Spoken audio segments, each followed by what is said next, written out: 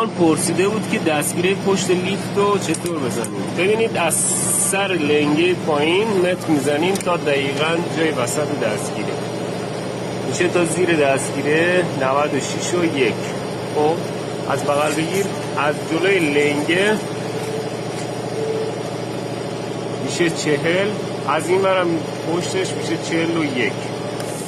ضخامت این شیار 26 میلیمتر.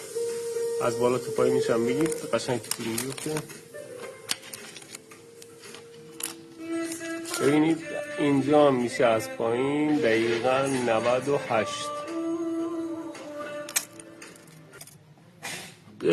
اینجا هم که گفتم دیگه سوراخ دستگیره که 1009 بود، بعد دستگیره رو بذارید دقیقاً اینجا میشه 2 تا سوراخ شابلون.